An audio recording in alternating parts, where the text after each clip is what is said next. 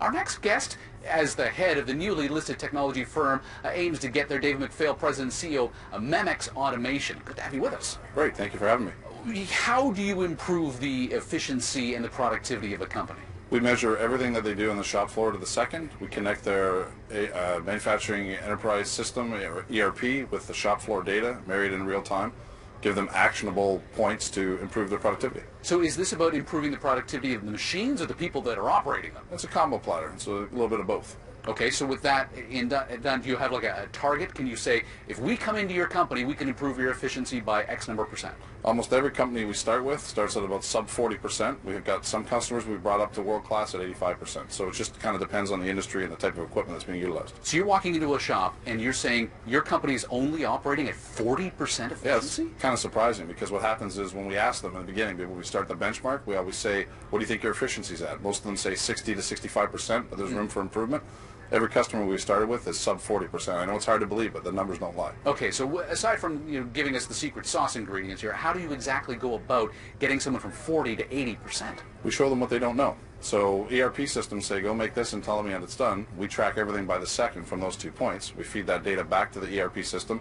It's not real rocket science, but what it is the ability for them to know what they don't know, take actions on the data, and watch the productivity improve over time. Why become a public company?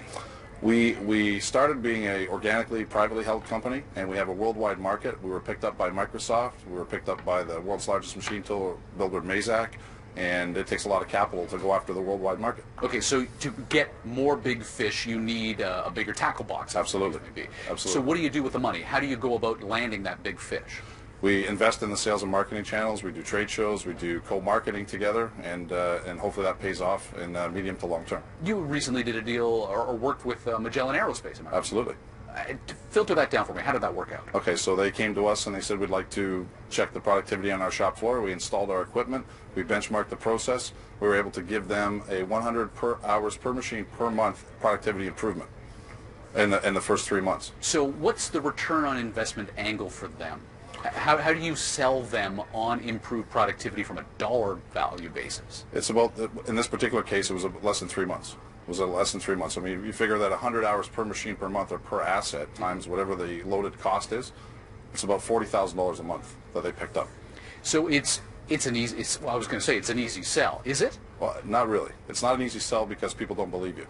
So when you walk in and you benchmark, and they don't believe that you can go from X to Y, and it's got to be some magic. It's not really a lot of magic, but what it is being able to connect the assets and the people in real time.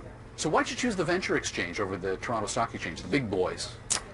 We wanted to start with a venture, and our plan is to graduate. I'm reasonably confident that we'll graduate in a relatively short period of time. What is a relatively short period of time for you? 18 months, 2 years. Mm-hmm. We're hoping that if our business plan succeeds the way that we think it's going to, and the market continues to adopt technology the way it has, and the manufacturing continues its renaissance, we hope that it's within 2 years or so. You say that you do work all around the world. I'm thinking closer to home, particularly with the province of Ontario. Ontario, it's been said time and time again, the factory floor is not as productive as it needs to be. Why not? Could you not just use Ontario and take over the province? I love this question because Canadians, by nature, we're a little bit more conservative, and so we have to. Nobody wants to be first. And so what we've done is we've taken marquee customers in every vertical that we want. Magellan is one. There's other companies that we've worked with, and we use those success stories to leverage us into the next account. Is there one particular type of industry that is less productive than another on average that you've found? Automotive's been doing this for a long time because automotive changes out their equipment every 5 to 7 years with every model year. But some of the equipment that we deal with is 20, 25, 30 years old. The iron's great. The controls are old, predates Ethernet. So what we do is we bring our hardware and our software capability to those machines to give them an objective voice in real time. I wonder if the ultimate end game is to be swallowed up by yet another company, because then you could then provide the gear that makes it more efficient as well. I haven't thought that far ahead. It's one thing at a time. One thing at a time. One step at a time. David, good to have you with us. Thank you. Thanks very much. Dave McPhail, President and CEO of Memex Automation.